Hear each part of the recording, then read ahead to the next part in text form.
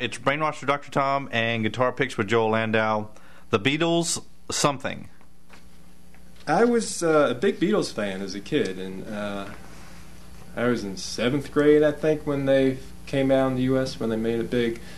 And I just loved George Harrison's style. He wasn't technically the best guitar player, and when Taxman came out and there was that fast riff in there, I remember we all said, "Is that George playing that fast?" It was kind of shocking. But just what he did was so good. It wasn't, his approach was not how many notes can I play, what are the most notes I can play. It was what are the best notes I can play. Oh, okay. And I liked that approach.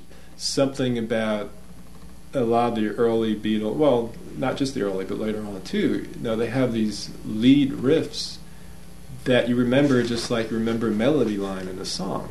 And, I like that. It's neat.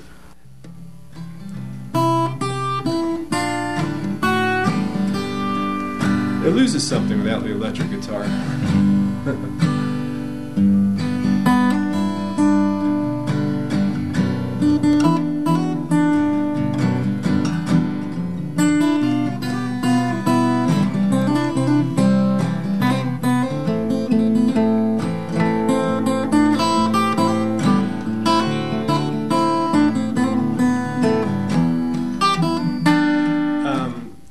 Exactly what he played. Oh, that's fine. The idea of it doesn't have to be real fast to sound good. And I remember there was a group, the Blues Project, back in the early 70s, I guess, which I liked what they did, a lot of their stuff. They had a lead guitar player that was incredibly fast, but it wasn't that interesting to listen to, a lot of it. It was just like too much. For me, anyway. I'd rather hear something that sounds really nice than just something that's really fast. And they can be both. There are guitar players that are real, like Doc Watson. I just love listening to him, and part of it is how fast he plays, but also that it's real clean when he does it. It's Brainwash with Dr. Tom and Guitar Picks with Joel Landau. The Beatles, Fixing a Hole. Fixing a Hole I put down here just as representative of Sgt. Pepper's. And to me, Sgt. Pepper's was one of those milestone albums that opened up rock music in various ways. One way was that they brought in all the instruments, pretty much, of the orchestra. Suddenly, like, you can use anything. Fixing the Hole has a harpsichord in the opening. You hadn't heard many harpsichords in rock music before. And Sgt. Pepper's, you got sitar, you got a harp on She's Leaving Home, you have all different horns, clarinet. And that was something new for mainstream rock music to do that. And plus the lyrical content, the whole album, there's really no traditional love songs on it. A boy meets girl, a boy loses girl, which is what half of rock music was. It was all about just things in life. And other groups were doing that too, but the Beatles with Sgt. Pepper suddenly was like mainstream to do that. And then the presentation also with the costumes and all this stuff. Again, they weren't the first to do that either, but they made it much more acceptable for other groups to be that way and not be considered fringe or too far out. So it was just a very breakthrough album in those different ways.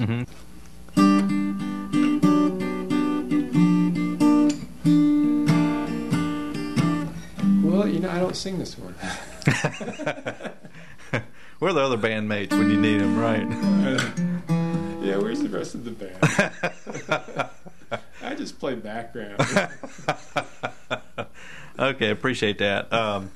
We're going to talk to the Beatles, You Never Give Me Your Money, in just a minute. But of these 3 Beatles songs that you've chosen, how do they fit in with the Beatles' different stages or eras that they kind of went through musically?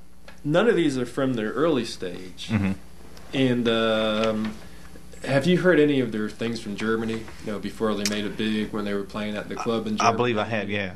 And the club owner would give them speed every night so they could play for like 6 or 8 hours and not fall asleep. And it was pretty revved up music. So kind of frenetic and that kind of thing. Yeah. But they were developing their style. Yeah. And that's when Paul started playing the bass because no one else could play bass in the group. And George's early stuff from there, I hear a lot of his leads, and it's real syncopated, but it's just not quite it's just not quite there. It's so, kind of offbeat things. Yeah. And then I guess I went back to England, and something just gelled, and suddenly George's guitar leads got a lot better. It's Brainwash with Dr. Tom and Guitar Picks with Joel Landau. The Beatles, You Never Give Me Your Money. That's on Abbey Road. And I think Abbey Road's one of the best rock albums ever. And particularly that section on side 2. Well, if you have a CD, it's not side 2. I'm dating myself, I guess. Where they run those 5 songs together, and it's pretty much 3 guitars and a drum. There's some piano in there, but it's pretty basic rock. And to me, it's some of the best rock music ever recorded. And You Never Give Me Your Money, besides demonstrating Paul's tremendous vocal talents, the different ranges he goes through on that, and the different tonal expressions on that song. It's a musical journey. It goes through these different stages of the song, and it's just kind of neat. And it might have been different songs that they strung together, because Paul actually used to write a lot of these little tidbits that weren't full songs in themselves, and then they get in the studio and put them together. But it's a musical journey, which also on my CD, that same song, Midnight, was inspired a bit by that. Musically, it's nothing like You Never Give Me Your Money. Yeah. But just, I'm trying to, take the listener on a musical journey. There's really 3 different parts of the song, but they all flow together. It's Brainwash with Dr. Tom and Guitar Picks with Joel Landau. Sly and the Family Stone, Hot Fun in the Summertime. Now, this one I'll sing for you. I'll sing all 5 parts at one time. No, I'm kidding. I put this one on the list. I like how the tempo changes in it. It doesn't really, but the way they started, it sounds like it's going to be 3/4 time, because they start with the piano triplets, and then they go into 4/4 time. So that's just a nice thing, and I think I've used that once or twice. Don't remember on which songs right now, but I like things musically that are unexpected. Right. Where it sounds like you go in one place and then you go another place. But you do it in a way that just flows and catches people that way. And then the vocals are so good on it, the vocal interplays, how it's almost like everybody in the group singing lead at a different point. It all just works together. And in One String Over, we do that on some songs where we get those vocals going, and everybody's has their certain part where they're prominent, and it all works together to sound great. Now, as a songwriter, when you're listening to something, do you see the notes on the page as the song progresses? I don't. And I don't naturally have a great ear where I can pick out from listening to a song. I've gotten much better at it, but usually I gotta sit down at the piano or guitar to try and really work at figuring out what they're playing. Figure out what the melody is. Some people, like Brad and Renee in our group, they can hear it pretty much, and they can get that stuff a lot quicker than I can. But I have an excellent memory, so I'm sure I know 1,000 songs or so that I can play the chords to, and most of the lyrics to. At one point, I knew about 80 or so Dylan songs, which I knew all the lyrics to. Which, there's a lot of lyrics to some. Yeah. Songs. Oh, yeah. And I can play at least 100 Beatles songs. Yeah.